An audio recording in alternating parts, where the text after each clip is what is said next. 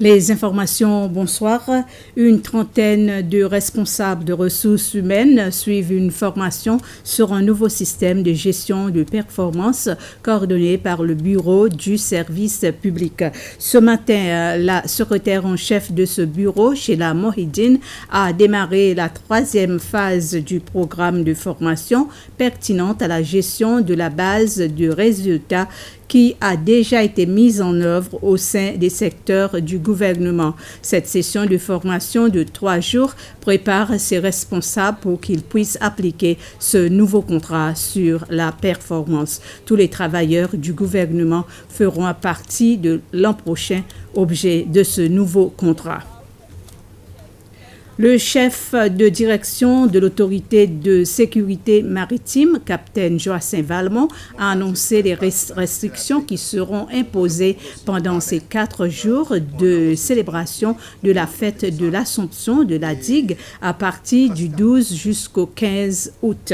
Aucune embarcation au-dessous de 7 mètres ne sera autorisée pour le transport des passagers d'une île à l'autre. Les gardes-côtes assisteront cette autorité à la supervision de toutes les activités en mer et à la jetée de la digue. M. Valmont a dit que ces mesures visent à écarter des accidents tenant compte des conditions atmosphériques. Les familles qui ont l'intérêt quant à la raison pour laquelle la police ne devrait pas saisir la résidence de Moukesh et Laura Valabji à Morne-Blanc ont 2 semaines pour présenter leur cas devant la Cour. Cela après que la Cour a reporté au 26 août date pour la prise de décision pour la saisie de leur résidence. En cours aujourd'hui, il était également question des documents et matériaux électroniques saisis à la résidence et au bureau de Mme Valabji. Tout cela est pertinent au cas de possession illégale d'armes et de munitions. Concernant la saisie de la résidence, dans l'esprit de la justice, le juge Mohan Boram a pris en considération le fait qu'il se peut qu'il y ait d'autres personnes qui seraient affectées par la saisie de cette propriété et elles ont donc 2 semaines pour venir de l'avant et présenter leur cas.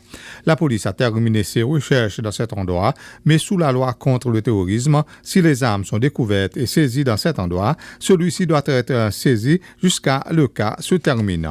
Rappelons-nous que les armes et munitions ont été découvertes dans cet endroit le 18 novembre 2021.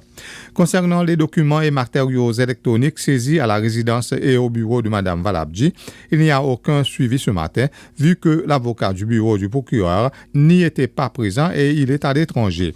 La dernière fois que ce cas était en cours, Mme Valabji n'a pas pu répondre à une demande du bureau du procureur général pour la nomination d'une personne indépendante pour inspecter ces documents et matériaux électroniques afin de déterminer s'ils ne sont pas associés avec les armes, étant donné qu'elle ignore elle-même. Alors, le chef-juge avait demandé à l'avocat du bureau du procureur général, Stephen Powers, de présenter une liste de ces documents et matériaux électroniques, mais il n'était pas en cours aujourd'hui. Après 6 mois depuis le lancement de la campagne hôtelière fin janvier de cette année, un comité coordinateur de haut niveau s'est réuni aujourd'hui pour présenter une mise à jour de cette campagne. Ce comité se compose de plusieurs acteurs clés tels que les médias et l'Académie du tourisme parmi autres. 122 business se sont enregistrés pour les meilleurs prix pour performance dans ce domaine. Les nominations finales des business et individuels se feront à la fin de ce mois et la première cérémonie de remise des prix aura lieu le 2 octobre prochain.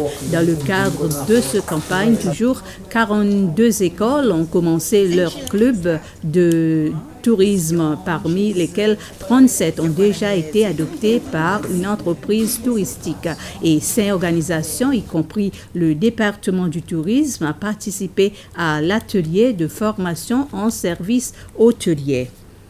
Et le département des affaires sociales et ses partenaires venant des différentes organisations associées avec des enfants se sont rencontrés dans un atelier aujourd'hui. L'objectif était de discuter le bilan des progrès accomplis par les Seychelles pendant ces 5 dernières années concernant la mise en œuvre de la Convention des droits de l'enfant. Le dernier rapport a été rédigé en 2016. Suivant cette rencontre, un nouveau rapport sera transmis aux Nations Unies en octobre prochain.